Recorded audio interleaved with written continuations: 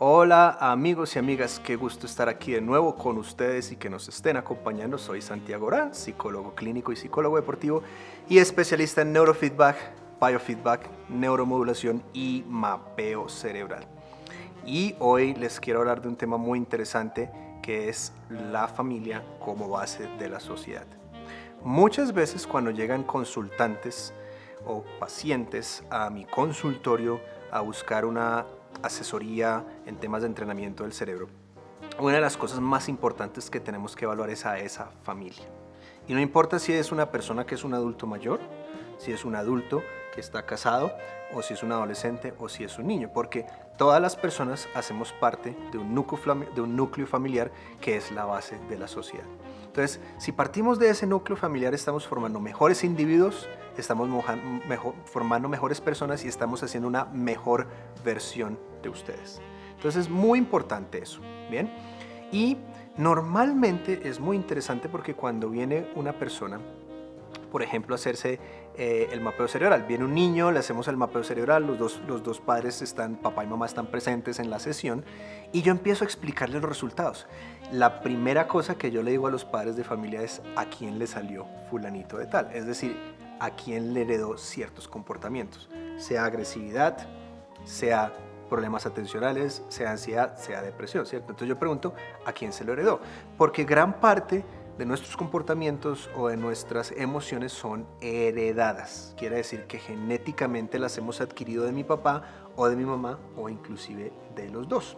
Y cuando yo hago esa pregunta, las reacciones son muy interesantes y eso me permite ver cómo es la dinámica familiar. Entonces yo le pregunto, ¿a quién le salió? ¿Al papá o a la mamá? Y normalmente cuando están ahí empieza una guerra de voluntades porque la mamá empieza a decir, no, al papá por tal cosa, y el papá por no dejarse dice, no, a la mamá por tal cosa, y es que la mamá es muy alcahueta, no, es que el papá es muy agresivo, no, es que la mamá le justifica todo, no, es que el papá es muy agresivo, no, es que la mamá esto, no, es que el papá lo otro. Entonces cuando yo veo esa interacción, estoy viendo cuál es la estructura familiar. Ahora, cuando yo estoy hablando de eso, no estoy pretendiendo aquí satanizar a nadie. Es muy importante entender que todas las familias tienen problemas como tienen bondades. Y el que una familia tenga problemas o sea considerada una familia disfuncional no la hace una mala familia ni los hace malas personas. Porque recordemos, lo que somos nosotros en un momento determinado es la consecuencia de eventos traumáticos, qué pasó cuando estábamos en el vientre materno y las experiencias de vida que hemos tenido. Y todos somos vulnerables y todos de una u otra manera hemos sido víctimas de esas experiencias de vida que nos han llevado a tener comportamientos muy interesantes y muy saludables, pero también a tener comportamientos poco saludables, poco adaptativos, que nos hacen sentir muy mal. Entonces es muy importante entender que cuando tenemos un núcleo familiar que está roto, lo podemos arreglar y la ventaja es que se puede arreglar siempre y cuando los miembros de esa familia tengan la disposición y tengan la voluntad de hacerlo. Entonces es muy importante ver esas dinámicas. Ahora, otra cosa que pasa es que, por ejemplo, cuando va solo la mamá a hacer el mapeo cerebral con su hijo o su hija, y yo le digo, ¿a quién le salió? Pues normalmente le achacan la responsabilidad de las cosas al papá porque pues el señor no está ahí para defenderse, ¿ok? Ahora, ¿quiere decir que esto es una mala esposa? No, quiere decir que está expresando una dinámica familiar que no está funcionando adecuadamente. De la misma manera, cuando es el papá solo el que va, pues obviamente la mayor parte del tiempo, en un gran porcentaje, le achaca la responsabilidad de las cosas a su esposa. Y obviamente hay unos estereotipos, ¿no? Las mujeres son más alcahuetas, las mujeres son más permisivas, las mujeres son más esto, ¿cierto? Más débiles. Y los estereotipos de los hombres son más agresivos, los hombres son más inflexibles, los hombres son más perezosos. Esos estereotipos no ayudan a que la dinámica familiar sea la adecuada. Y una de las cosas que yo hago en mi consultorio es que si yo veo que la familia tiene dificultades que hay que trabajar, yo trabajo solo con la familia. Cuando los papás estén interesados en que yo trabaje solo con su hijo o su hija, pero veo que la dinámica familiar no es la adecuada, normalmente no trabajo con la persona. ¿Por qué? Porque yo puedo estar mejorando ese individuo, pero ese individuo va a viajar de nuevo a un ambiente que no le es favorable. Entonces es como si yo el primer día de mi dieta hago ejercicio y no como nada y después me junto con mis amigos que les gusta la pizza y me hacen comerme una pizza. No es un ambiente saludable para mí, no es un ambiente que va a ser conducivo a lograr esos cambios que yo quiero. Entonces hay que trabajar ese grupo familiar, ¿bien? Y normalmente uno puede ver ciertos comportamientos, por ejemplo, sin el ánimo de estereotipar, pero es lo que yo veo mucho. A veces veo que las mujeres tienen la tendencia a ser un poquito más ansiosas, un poquito más débiles, con menos estructura, menos fortaleza al momento de criar a sus hijos y ponerles disciplina. Pero del otro lado hay mujeres que son también muy estrictas o que son a veces autoritarias y que son poco flexibles. Y del lado de los hombres uno observa comportamientos agresivos, comportamientos poco flexibles, personas tercas que se cruzan de brazos y dices, pues yo voy a criar a mis hijos así y así soy yo y entonces eso no va a cambiar. Obviamente eso son cosas que no favorecen un proceso de trabajo. Cuando las personas tienen esos comportamientos, entonces hay que entender que esos comportamientos vienen de alguna parte.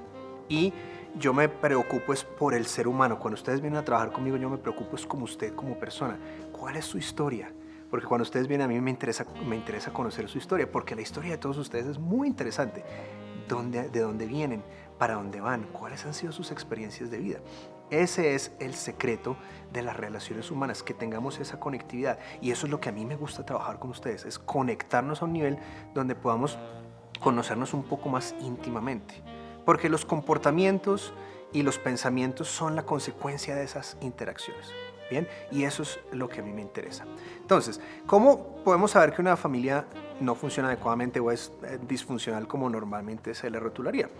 Son familias que tienen ciertos comportamientos que son más persistentes que en otros.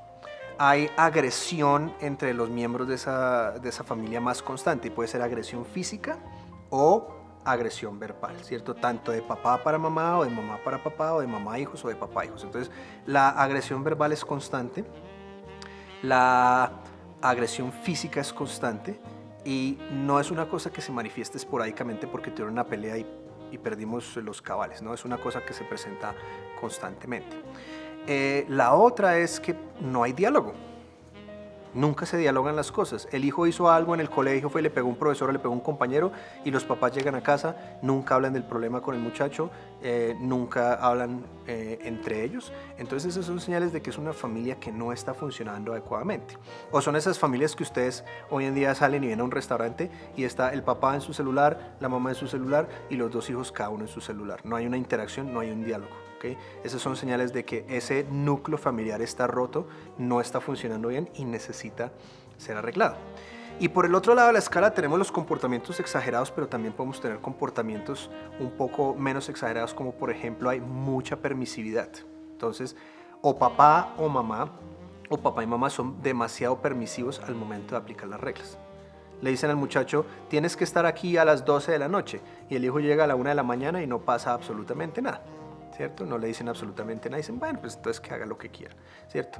O hay poco control de la agresividad por parte de los hijos. Entonces son esos escenarios en los que ustedes ven que el hijo le contesta a la mamá, no me friegue la vida, que yo hago lo que a mí se me da la gana, y el papá y la mamá no hacen absolutamente nada. Entonces son núcleos familiares que están rotos. Hay algo que no está funcionando bien. O son esas familias que se agarran en público.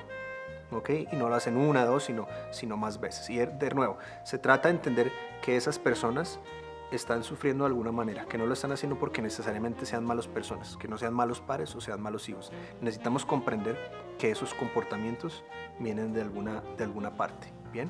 Entonces, cuando evaluamos eso, necesitamos entender. Ahora, los comportamientos de los hijos pueden ser o heredados o pueden ser aprendidos.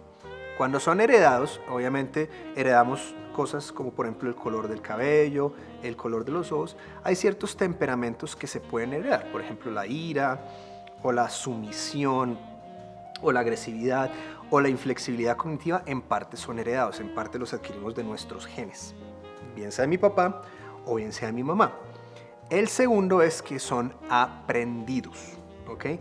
Recordemos que normalmente los niños quieren ser como los adultos, y especialmente los adultos en su entorno, normalmente papá, mamá o abuelo, ¿cierto? Entonces, los comportamientos que utilizan papá y mamá van a ser encontrados o vistos como válidos por esos hijos. Entonces, si yo tengo un papá que le grita a mi mamá y yo estoy observando eso, pues yo voy a pensar que eso es algo normal, entonces le voy a gritar a las mujeres en mi entorno.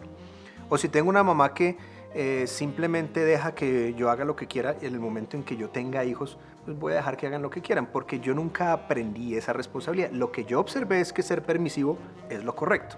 Y nosotros sabemos que eso normalmente trae consecuencias negativas.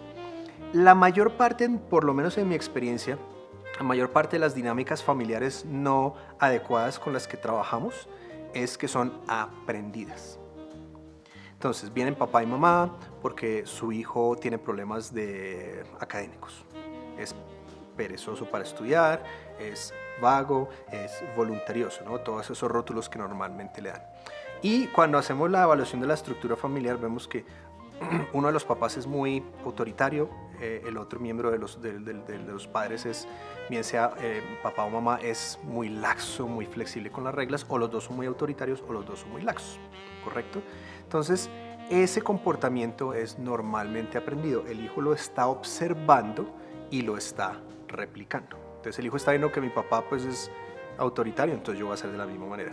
O si estoy viendo que los dos son flexibles, pues yo voy a hacer eso de la misma manera.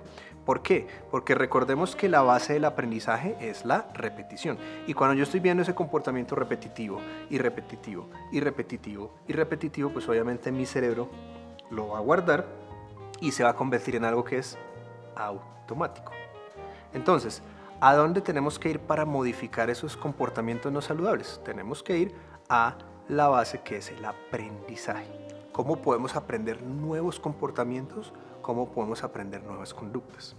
¿Y cómo modificamos los comportamientos no adecuados en el individuo o en la familia? A través de la modificación de nuestros pensamientos. Si nosotros aprendemos a modificar cómo pensamos, vamos a modificar cómo nos sentimos y cómo actuamos, física, emocional y psicológicamente. Entonces, la base está en poder modificar esas creencias que tenemos. Entonces, ¿qué pasa? De nuevo, vienen los dos papás y resulta que la mamá dice, no, es que cuando él se enoja le pega al niño. Y el papá dice, es que a mí me pegaron y eso a mí nunca me traumatizó. A mí me pegaron y esa fue la forma en que yo aprendí. Entonces él aprendió a que usar el castigo físico con sus hijos va a ser la respuesta adecuada. Cuando normalmente no es así, porque estamos creando un niño que es más ansioso, más agresivo o ciertas cosas. Entonces, usualmente el castigo físico no funciona. Pero ¿cuál es la creencia? Es que a mí me pegaron y a mí me funcionó. O a mí me enseñaron que la letra con sangre entra. ¿Okay? Entonces, lo que yo aprendí es lo que yo voy a transmitir a generaciones futuras. Entonces, es probable que cuando ese niño crezca y se convierta en un adulto, replique ese mismo pensamiento. Va a decir, a mí mi papá me pegó y eso a mí no me traumatizó. Entonces la letra con sangre entra, entonces es lo que yo voy a utilizar con mis hijos. Y es un ciclo que se mantiene y se mantiene y se mantiene y se mantiene. Y es un ciclo que es como un efecto bola de nieve que va creciendo y va creciendo y va creciendo y va creciendo. Y entonces tenemos un problema que se agranda. Porque arranca con los miembros de la familia, después se traslada a los hijos, a los nietos, a los bisnietos, a los tataranietos, a la sociedad en general. Entonces, uno piensa que es solo un problema del núcleo familiar. No, es un problema de nuestra sociedad. Y entonces, ¿cuál es la mejor forma? Es modificar nuestros pensamientos y nuestras creencias, nuestra composición psicológica. El hecho de que a mí me hayan pegado cuando yo era niño no quiere decir que yo tenga que replicar ese comportamiento. Puede haber otras alternativas que funcionen mejor. Otras formas de imponer o implantar o establecer una disciplina en el hogar que no requieran el uso de aversión física o aversión verbal o aversión psicológica. Y entonces es cuando logramos romper ese ciclo, que logramos tener una mejor persona, un mejor ser humano, un mejor hijo. Entonces estamos rompiendo el ciclo y estamos logrando una estructura familiar mucho más saludable, mucho más visible, mucho más vigente. Ahora, ¿es fácil? No siempre. Hay personas que se rehúsan a cambiar porque tienen muchos miedos o porque sus traumas son tan profundos que se lleva tiempo. Entonces, si ustedes quieren cambiar su estructura familiar, lo primero que tienen que pensar es cómo cambio mi estructura psicológica, cómo cambio mi forma de pensar, cómo cambio mi higiene mental para tener una mejor familia. Porque el cambio tiene que comenzar con uno. Yo no puedo esperar a que mis hijos se porten bien en público y no sean groseros cuando yo soy grosero en público, les estoy dando el mismo ejemplo. ¿Ok? Entonces, No podemos esperar a que sean los profesionales de la salud los que cambien nuestros hijos, porque nuestros hijos son nuestra responsabilidad. Si yo a mis hijos les enseño a saludar y a ser personas decentes, ellos van a replicar ese comportamiento. Si yo les enseño a ser groseros y a pasar por encima de todo el mundo, ellos van a replicar ese comportamiento. Y entonces tenemos muchas familias replicando el mismo comportamiento, vamos a tener una sociedad poco saludable.